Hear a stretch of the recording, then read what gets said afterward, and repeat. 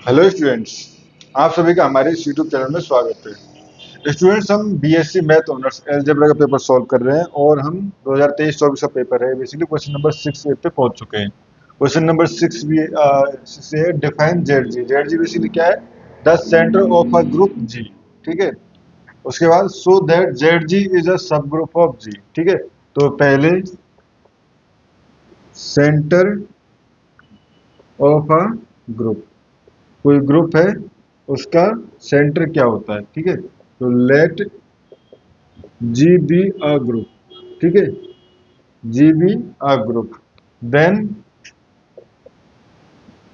Z G या Z G equal to all element a belongs to G such that, ऐसे element a belongs to G जिनके लिए a x equal to x a हो, for all x belongs to G.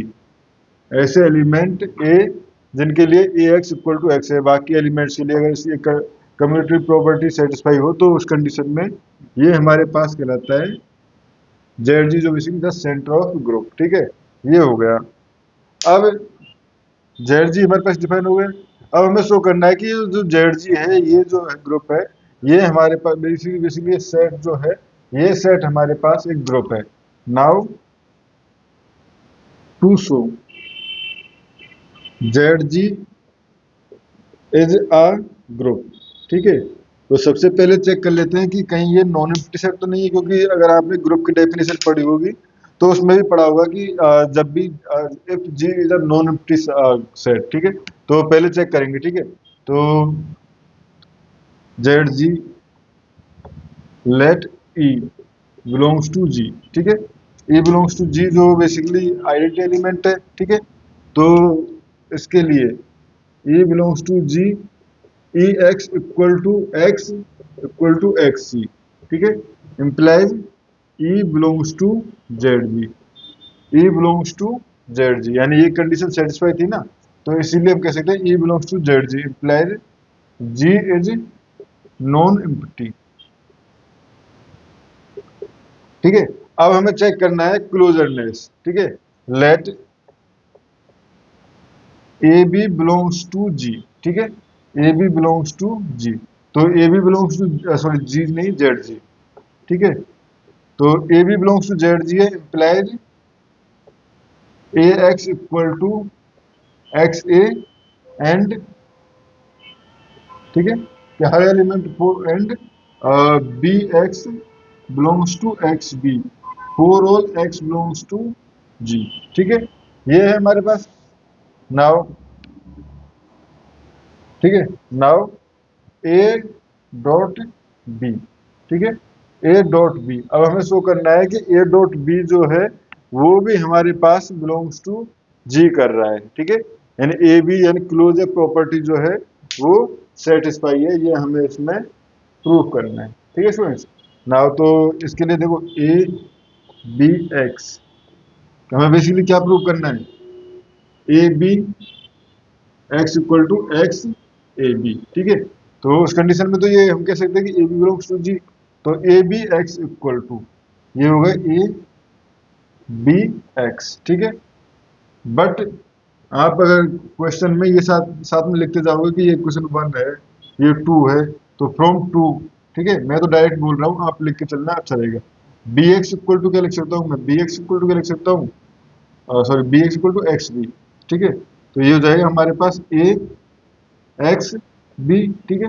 तो ये हो गए ए x, इसको मैं इस तरह से लिख सकता हूँ ए एक्स बी। ठीक है। अब ए एक्स बी को क्या लिख सकता हूँ? वन से इसको लिख सकता हूँ x A b, implies x A b equal to, या a B x equal to a B x equal to x A b, यानी क्लोजर प्रॉपर्टी सेटिस्फाई है। Closure property satisfy. ठीक है। एक हो गया। सेकंड, हमें इनवर्स एलिमेंट, ठीक है, इनवर्स एलिमेंट सेटिस्फाई एग्जिस्ट करता है या नहीं, तो ये चेक करना होगा। ठीक है स्टूडेंट्स। तो अब inverse element, existence of inverse देखेंगे हम। ठीक है। तो अगर हमारे पास if A belongs to G, ठीक है, ठीक है, ए बिलोंग्स टू जी है, तो उस कंडीशन में obviously a x equal to b x for all x belongs to G, ठीक है। अब देखो ए बिलोंग्स टू जी है, ठीक है, तो a inverse also belongs to G होगा, a inverse also belongs to G होगा क्योंकि ग्रुप का ही पार्ट है, ठीक है। अब तो अब हमें शो करना है now we need to show A inverse X equal to x A inverse. अब हमें बेसिकली शो क्या करना है, ए inverse X equal to x A inverse, ठीक है, यहाँ से, ठीक है। तो अगर यहाँ से देखें ए एक्स इक्वल टू, ये क्या लिख देना, ए x equal to x a, ठीक है, यहाँ की डेफिनेशन से, ठीक है। तो ये हो गया ए एक्स, यहाँ से a x equal to x a, ठीक है। तो यहाँ से देखो a inverse a x, A inverse a x equal to हो जाएगा हमारे पास ए इनवर्स एक्स, ठीक है, ए इनवर्स एक्स डॉट ए। अब ये हो गया x equal to a inverse x a, ठीक है।